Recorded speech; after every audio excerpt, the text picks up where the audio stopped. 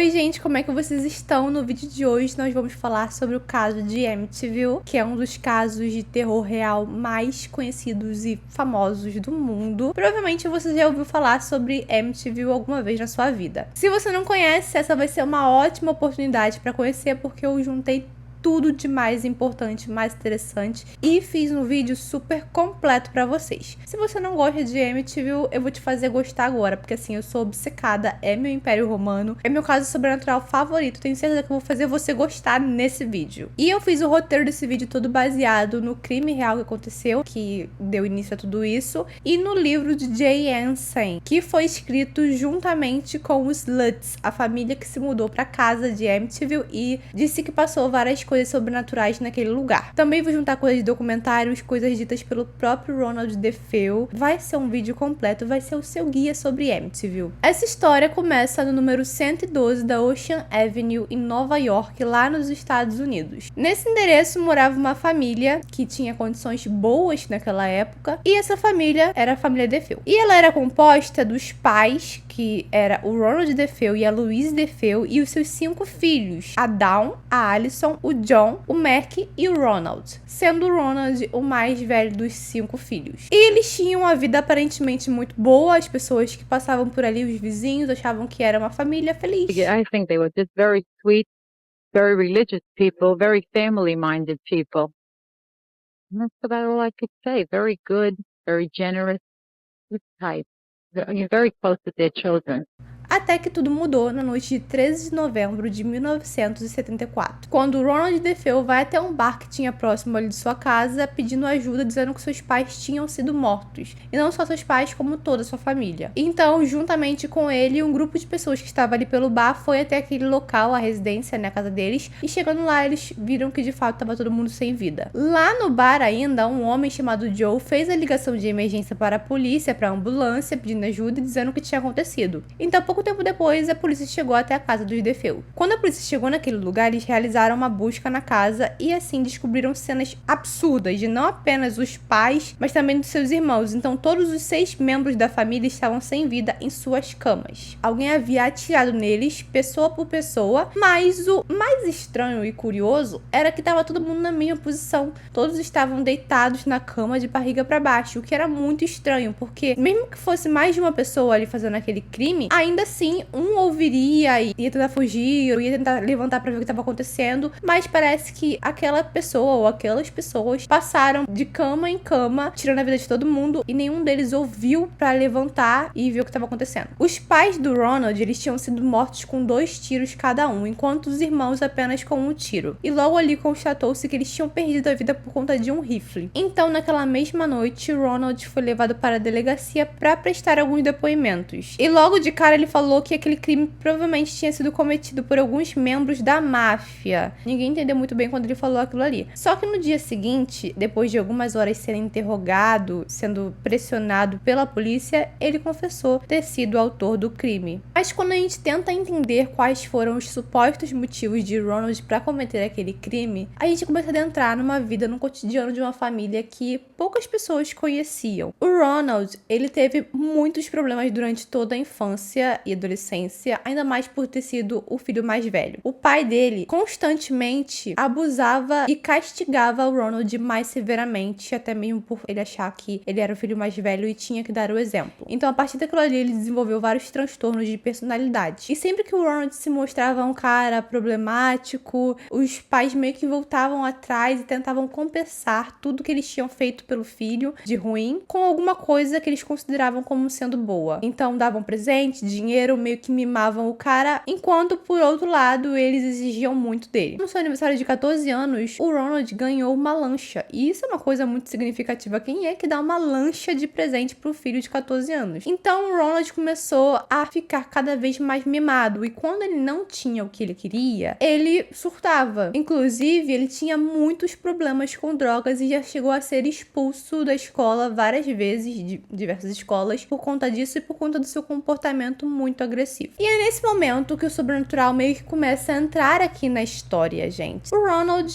ao decorrer de sua vida, deu algumas versões sobre o que aconteceu e quais foram seus motivos para tirar a vida de toda a sua família. E uma das coisas que ele disse foi que, a partir de determinado momento, toda noite ele acordava por volta das 3h15 da manhã com uma voz em sua cabeça mandando que ele tirasse a vida de toda a sua família. Até que um dia ele finalmente enlouqueceu, não aguentava mais e fez o que as vozes mandavam. Só que em outra versão que ele deu para esse crime, ele falou que a culpa também tinha sido da sua irmã Dawn, que também perdeu a vida. Ele tinha dito que eles entraram em um acordo porque a vida deles não era boa com relação aos pais, que eram muito rigorosos, e a Dawn também sofria esses abusos. Ela tinha arrumado um namorado, queria muito ficar com ele, queria viajar com esse namorado, só que os pais não haviam deixado. E nisso ela se revoltou e eles entraram nesse acordo de tirar a vida dos pais. De início era pra ser só a vida dos pais, não dos irmãos, mas a Dawn começou a tirar a vida dos irmãos ali, ele ficou com muita raiva. Nisso eles entraram numa briga física. Enfim, ao longo dos anos ele deu diversas versões, então não tem como acreditar em nada que ele diz. Mas outra coisa muito curiosa também sobre esse caso, além de estar todo mundo na mesma posição, foi que ninguém em toda uma vizinhança escutou o barulho de tiro. E foi constatado que aquela arma que tirou a vida dos pais não possuía um silenciador. Então, como é que ninguém ouviu o barulho dos disparos? Um garoto ali que morava cerca de 2 casas depois da casa da família disse que ouviu durante a noite o cachorro latindo, mas não teve nenhum barulho de disparo. Um ano após o crime, Ronald foi julgado e seu advogado de defesa disse que ele sofria de insanidade, que ele fez tudo porque ele ouvia vozes na cabeça dele que mandavam ele fazer coisas ruins. Um psiquiatra que fez uma avaliação no Ronald diagnosticou ele com o transtorno de personalidade antissocial, mas afirmou que ele tinha completa noção do que fazia quando tirou a vida da sua família. Com isso, Ronald DeFeo Jr. foi culpado por 6 homicídios, pegando 6 penas de 25 anos cada. Ou seja, ele ficaria a vida toda na cadeia. Esse é o caso que dá início a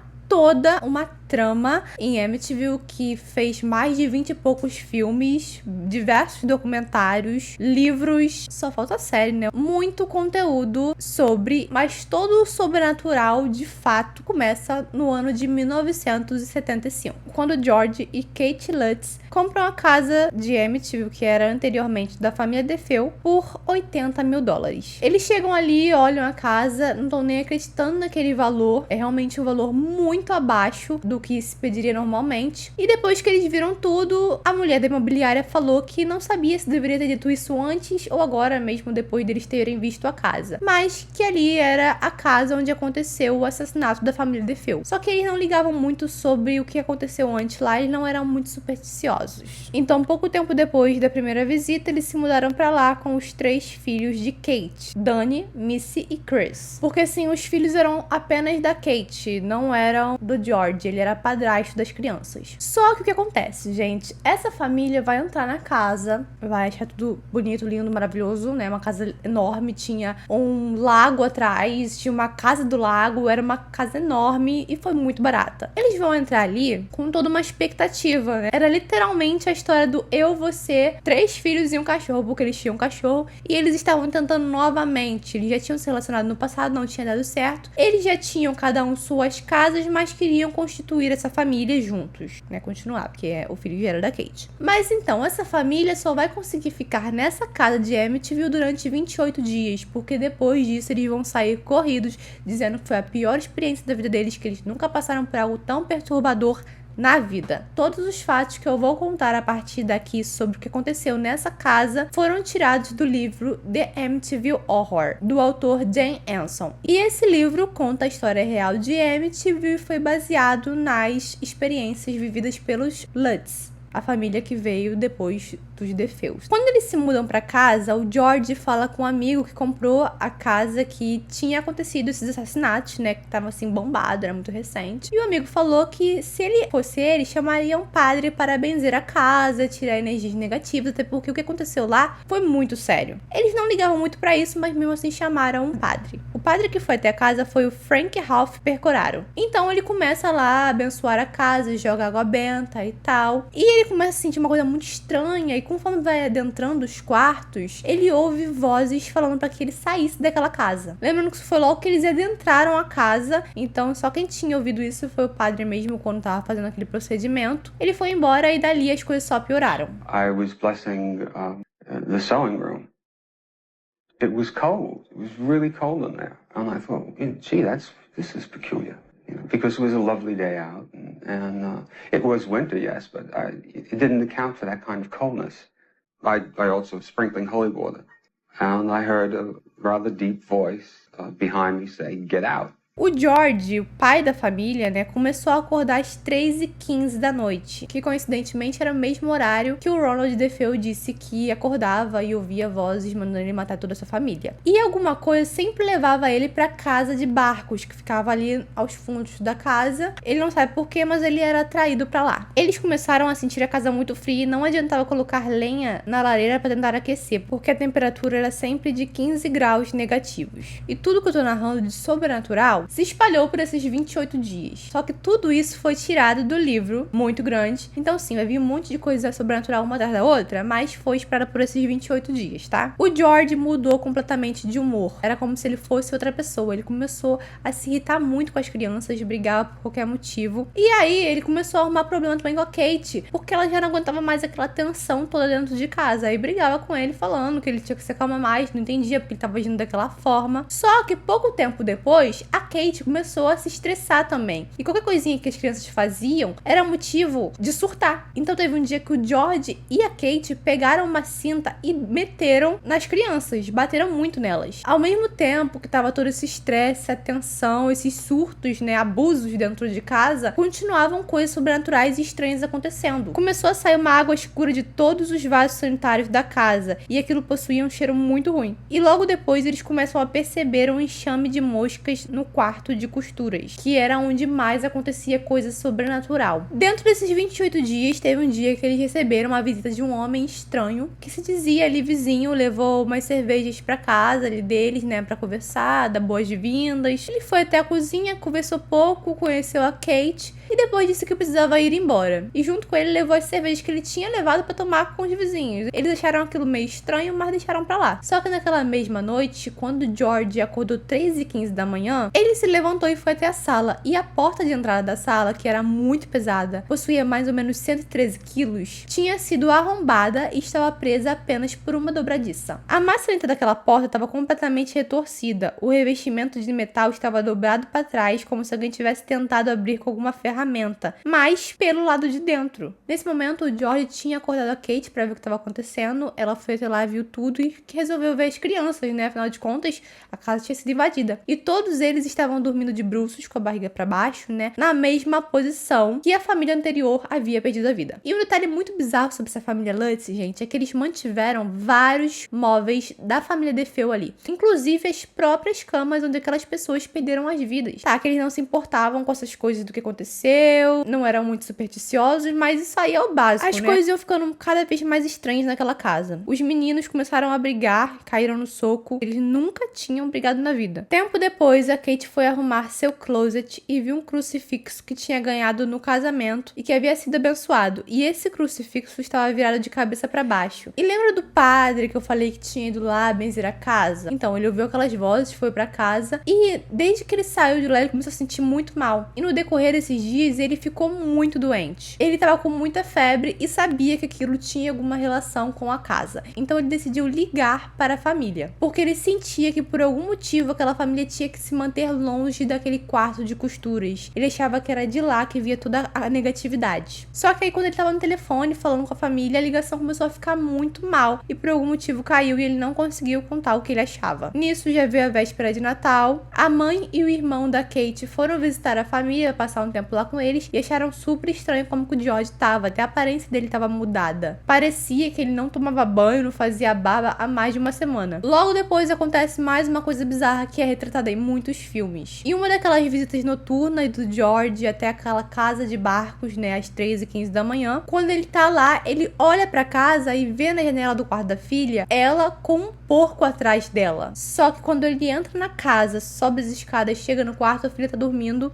e só o que tem de estranho é a cadeira de balanço que tá se balançando sozinha. A família quase não saía de casa. Era como se algo não quisesse que eles fossem na rua. Era como se alguma coisa puxasse eles pra dentro da casa. Só que a comida, é claro, tava começando a acabar e alguém tinha que sair. Várias coisas sobrenaturais aconteciam durante todo o tempo que eles ficaram lá. A Kate sentia que alguém passava a mão nela e dava abraços maternos. Ela sentia também o cheiro de um perfume muito forte. Ela morria de medo e pedia para que aquilo tudo parasse. Em uma noite, a Kate sonhou com Louise, a mãe lá da família DeFeo que perdeu a vida. Ela estava fazendo amor com um homem que não era o seu marido. E só depois de uma conversa com seu advogado, sobre a família, o que tinha acontecido lá antes, que ela ficou sabendo que a Louise realmente tinha tido um caso com um artista que morou com eles por um tempo. E quase ninguém sabia disso. Uma tia dela foi visitar eles e ela era freira. E ela se sentiu muito mal desde o momento que entrou na casa, mas teve um local em específico que ela não queria entrar de nenhum e falou pra Kate que era muito ruim, que era como se tivesse o mal ali, que foi no quarto de costuras. A esse ponto eles já estavam surtando, já sabiam que tinha alguma coisa de errada com a casa, chamaram o padre de novo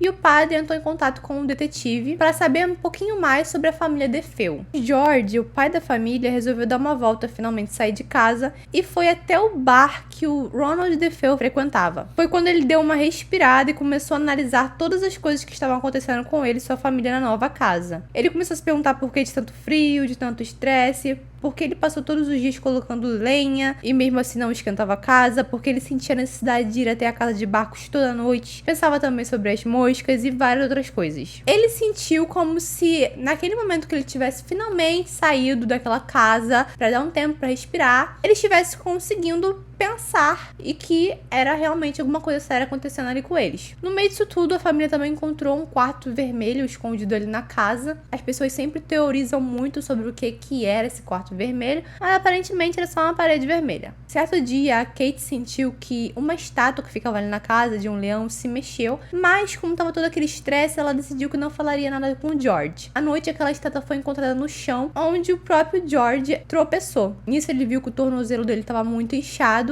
e quando chamou a Kate pra ver, tinha uma mordida no tornozelo dele. Não era apenas um inchaço do tropeço que ele tinha levado. Nisso tudo, gente, de todos esses dias, o George não tava indo pro trabalho. Tava afastado, não tava se sentindo bem, mas ele finalmente voltou. É que é tanta coisa que é difícil explicar na ordem cronológica, porque é um livro inteiro. Até porque ele ainda precisava pagar a casa. Ele também começou uma pesquisa para saber um pouco mais sobre os DeFeos. Por quê? Porque quando ele comprou essa casa, o quarto vermelho não aparecia na planta, sabe? Era como se não existisse. Mas nunca houve uma resposta a respeito disso. Ninguém sabe por que aquele quarto não estava presente na documentação da casa. Ao mesmo tempo que isso tudo acontecia com a família, o padre estava sofrendo ainda, tá? Aquele negócio não deu descanso pra ele. Teve febre, teve dor, teve tudo. E agora tava com uma alergia horrível nas mãos. E ele não conseguia nem fechar, não conseguia nem segurar as coisas por conta dessa alergia. Houve uma conversa entre a Kate e o George, onde ela perguntou pra ele se ele achava que aquela casa era assombrada. E ele disse que não, que devia ter alguma explicação por trás daquilo tudo. E aí a Kate falou pra ele que eles deveriam voltar a fazer meditações, porque fazia um tempo que eles não faziam aquilo. Guarda essa informação aí também, que eu vou te explicar o tipo de meditação que essa família fazia. Eles estavam ali já na espera do ano novo, a família estava muito mal,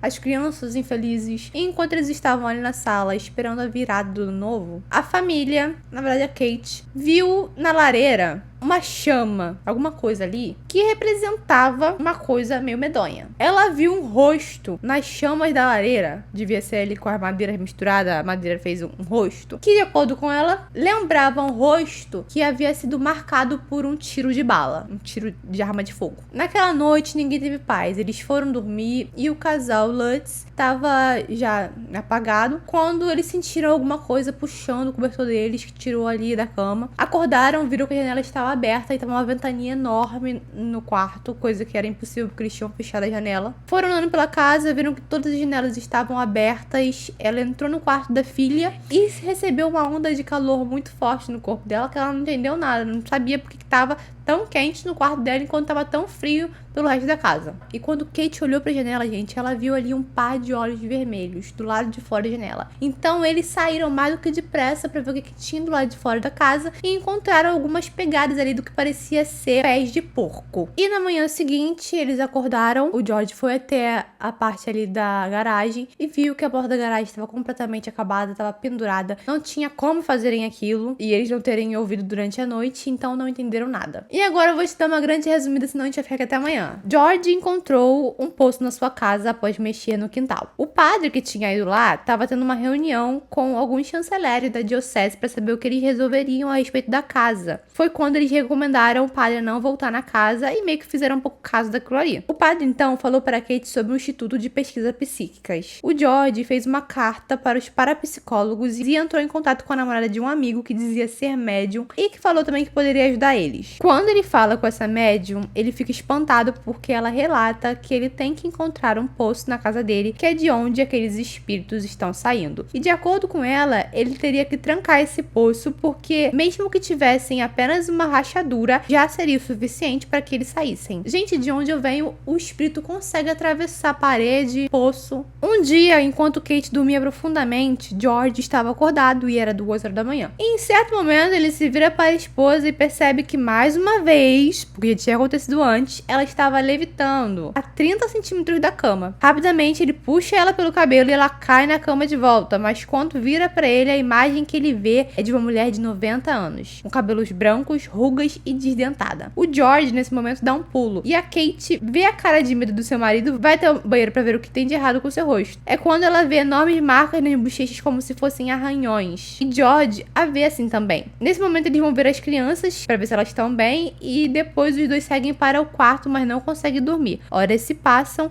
e as marcas misteriosamente somem do rosto de Kate. Aquela médium lá, que era namorada do amigo do George, voltou na casa e nisso ela foi apontando aqui, ali, onde que tinham espíritos. Ela chega também no porão, diz que ele tem uma alta concentração de negatividade, de espíritos, coisas assim, e fala que aquela casa foi construída em cima de um cemitério. Quando essa garota chegou ali no quarto de costuras com uma voz estranha e em transe, ela falou que era muito perigoso que aqueles espíritos ficassem todos juntos naquela casa e que aquela família ficasse naquela casa também, porque seria ruim pros filhos. A filha passou a ter um amigo imaginário chamado Jodie. Certo dia, o George, já não aguentando tudo que estava acontecendo ali, foi numa biblioteca e pegou um livro e ligou pro padre falando que nesse livro falava sobre bruxas, várias coisas assim, magia, e que lá ensinava como invocar espíritos e como fazer alguns procedimentos ali na casa. E o padre falou para que eles não mexessem com isso, mas vou falar mais à frente sobre esse negócio aí de meditação, livro, espíritos, que a família era envolvida. Mas não fala no livro. Nisso tudo, a filha do casal, a Missy, tava falando com o amigo imaginário, né, o George, que era um porco com olhos vermelhos que a família tinha visto antes, vocês lembram? E finalmente tá chegando ao fim no dia que... Peraí, finalmente tá chegando ao fim não, gente. Eu pulei várias coisas aí porque é realmente um livro de terror. É isso, não tem como explicar tudo o que acontece, porque são muitas coisas sobrenaturais que eles dizem que viveram naquela casa. Vamos pra última noite. E nessa última noite, gente, aconteceu de tudo. Havia uma tempestade que não parava e todo mundo foi dormir no mesmo quarto. Kate ficava na cama e o George ficava observando aquilo tudo ali no quarto enquanto eles tentavam tirar uma soneca. Só que em certo momento, Kate entrou em transe e começou a andar com os olhos abertos, como se estivesse meio sonâmbula. Depois, George começou a ouvir uma banda militar que ele já tinha ouvido antes lá embaixo, como se tivesse um desfile, pessoas lá embaixo. E se sentiu pisado em um momento em que ele estava deitado na cama e ele não conseguia se mexer. George disse que parecia estar sendo pisado por cascos de um animal. Chris e Daniel, seus filhos, chegaram no quarto aos berros, dizendo que havia uma coisa sem rosto no quarto deles e que tentou pegá-los durante essa noite. Enfim, George conseguiu forças e se levantou. A esse ponto, Harry latia na porta, o cachorro, para algo que estava no corredor da casa. Quando George foi ver o que era um espírito vestido de branco que ele e Kate tinham visto nas chamas do fogo anteriormente. Ele apontava para George, o espírito, né? O pai mandou os filhos esperarem ele do lado de fora da casa enquanto pegava a mulher e Harry, né, o cachorro. Novamente, a porta estava escancarada e presa apenas por algumas dobradiças, a porta da sala. Eles entraram no carro e finalmente, depois de um tempo, o carro pegou. E era 7 horas da manhã do dia 14 de janeiro de 1976, quando a família Lutz, após 28 dias morando na casa, finalmente meteu o pé. Só que vocês acham que acabou por aí? Não, eles foram pra casa de uns familiares e lá eles viveram ainda algumas coisas sobrenaturais, porque eles tinham certeza que aquelas coisas haviam seguido eles até outra casa e que estava presa a eles. Parece que a Kate levitou ali durante a noite. Enfim, gente, toda uma coisa. E na real, esse livro é o verdadeiro motivo de Amityville ser tão famosa. Eu adoro Amityville, mas eu odeio esse livro. Eu prefiro acreditar que era uma casa assombrada e doida demais. Mas se você for ler esse livro, você vai ficar, que porra é essa? Tá óbvio que você é feio. Porque a família lucrou tanto com esse livro, lucrou tanto em cima de um crime bizarro que aconteceu. Claro que algumas coisas sobrenaturais podem ter acontecido com aquela família, mas eles lucraram e lucraram demais com isso. E uma coisa muito importante de se dizer é que depois deles, nenhuma das pessoas que morou na casa, nenhum dos compradores, dos novos donos, disseram ter vivido qualquer coisa sobrenatural dentro daquela casa. Depois que eles saíram da casa, nunca mais voltaram, com muito medo, aterrorizados. E aí entra, óbvio, Ed, Lorraine e Warren, que foram lá dar uma espiadinha de perto pra ver o que tava rolando por ali. Para provocar aquela força avassaladora que supostamente habitava a casa, um crucifixo e velas abençoadas foram colocadas no centro da mesa da sala de jantar. Os especialistas que estavam ali, os parapsicólogos, e Ed, Lorraine e Warren, realizaram a primeira das 3 sessões mediúnicas às 10h30 da noite. Os especialistas realizaram a primeira das 3 sessões mediúnicas às 10h30. Presentes ao redor da mesa estavam Lorraine Warren, uma clarividente, e seu marido Ed, um demonologista. As médiuns Mary Pascarella e a senhora Albert Riley e George Keckers, do Instituto de Pesquisas Psíquicas de Durham, na Carolina do Norte. Durante a sessão mediúnica, Mary Pascarella se sentiu mal e precisou deixar a sala. Com voz trêmula, ela disse que por trás de tudo que havia ali parecia haver algum tipo de sombra negra. E conforme aquela maldade se move, ela se sentia ameaçada. A senhora Riley, em um transe mediúnico, começou a ofegar. Está no quarto lá em cima. O que aqui está faz meu coração acelerar. Meu coração está batendo forte. Ed Warren quis encerrar a sessão. A senhora Riley continuou ofegando, mas de repente saiu depressa do transe e voltou à consciência normal. Lorraine Warren finalmente expressou sua opinião. Para mim, o que existe aqui, seja lá o que for, é com certeza de natureza negativa. Não tem nenhuma relação com alguém que em outras vidas caminhou na Terra em forma humana. É algo que vem das entranhas da Terra. Em março, os Lutz saíram de Amityville, cruzaram o país e foram morar na Califórnia, deixando para trás todos os seus pertences, seus bens materiais e todo o dinheiro investido naquela casa dos sonhos. E eles transferiram o título de propriedade para o banco. Mas, por fim, existe um outro caminho para se guiar quando se fala das experiências sobrenaturais dos Lutz, além de, é claro, pura mídia e inventar toda uma mentira para lucrar em cima. Acho que vale deixar claro que a família Lutz, os pais, eram obcecados pelo ocultismo. Isso não se fala no livro. Quem falou isso foi o próprio filho da família, 37 anos depois. Daniel Lutz, um dos filhos de Kate, que tinha apenas 10 anos na época, resolveu quebrar o silêncio sobre tudo que vivenciou em 2013, em um documentário chamado My Amityville Horror. Daniel relatou que nunca mais voltou ao endereço. Ele ainda atribuiu a presença do mal na casa a seu padrasto, o George, que realizava atividades ocultistas. Ele teria sido responsável por abrir a porta para as forças das trevas e ele não conseguiu controlar isso. O Daniel disse que tem memória da infância onde seu padrasto tinha vários livros de ocultismo, estudava aquilo o dia todo, tentava aplicar na vida deles. Inclusive, ela fala sobre a meditação no livro, a Kate. Isso era uma das coisas que eles faziam juntos. Estudar o ocultismo, fazer meditações para tentar alcançar tais coisas que eles acreditavam, mas isso eles não abordam no livro. Então, o Daniel lembra disso, de passar por isso com o padrasto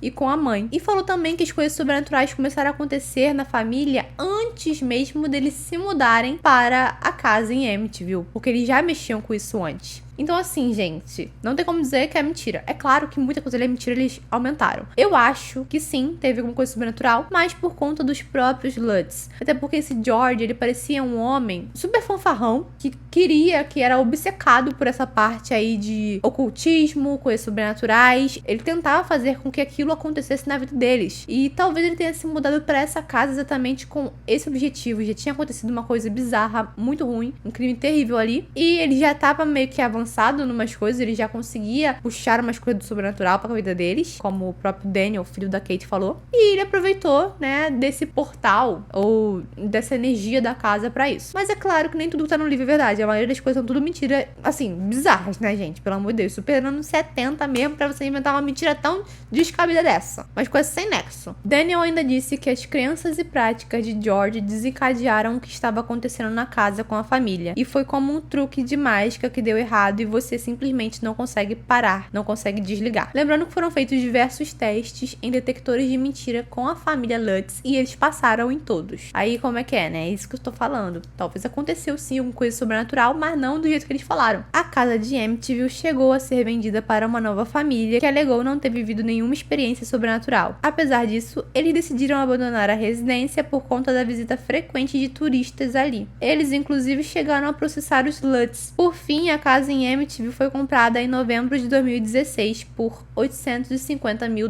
O Ronald, como eu falei pra vocês, mudou de versões várias vezes ao decorrer desses anos aí. Ele morreu em 2021. Mas antes disso ele falou várias coisas, inclusive sobre os Lutz, e falou que juntamente ao advogado dele, dos Lutz, eles chegaram a um acordo sobre qual mentira eles inventariam, que era pra ele confirmar várias coisas, que ele acordava realmente 3h15, várias coisas do tipo, pra que aquela mentira parecesse verdadeira. A gente não sabe qual mentira é real, porque todo mundo nessa história mente pra caralho. Por outro lado, a família Lutz até hoje afirma que tudo foi real, inclusive os filhos. O Daniel não gosta do padrasto, ele deixa claro que isso tudo aconteceu por conta do padrasto, mas fala que aconteceu mesmo. Atualmente, a casa se encontra reformada e o endereço foi alterado para diminuir a quantidade de turistas que visitam o tempo inteiro. As janelas, que eram um marco significativo na aparência da casa, foram trocadas. Mas ainda assim, durante uma pequena entrevista concedida, os donos da casa que fizeram a reforma disseram que as janelas retiradas ficam atualmente no sótão da casa, caso alguém queira restaurá-las. Porque assim, quando a gente pensa em Amityville na casa, a gente pensa naquelas janelas super assustadoras que ficavam ali na frente. Acho que na verdade é o fundo da casa. Mas o que vocês acham a respeito desse caso, gente? É meu caso sobrenatural favorito de todos os tempos até hoje. Não acredito em tudo, acabei de falar pra vocês, né? Muita mentirada. Acho que sim, os Lutz podem ter passado por coisas sobrenaturais, não a esse ponto, como eles falam no livro. Então acho que sim, pode ter acontecido alguma coisa sobrenatural, mas não a esse ponto, gente. Não a esse ponto. Agora a história é porque me prende, é meu Império Romano e tudo bem. Mas aí, gente, o que vocês acharam desse vídeo? Comenta aqui, dá like, se inscreve no canal, ativa o sininho de notificação, me recomenda temas pra vídeos, o que você quer ver aqui no canal, creepypasta, história de terror, caso criminal, recomenda aqui. Esse vídeo foi 2 em 1, hein? Foi caso criminal com história de terror, porque esse caso é realmente assim, ó, completo. Por isso que eu gosto, porque eu adoro caso criminal, eu adoro história de terror real. É isso, gente, o vídeo tá enorme. Ah, me segue lá no TikTok, que eu posto muitos vídeos lá, mais curtos, muitos vídeos que o pessoal adora. Um beijo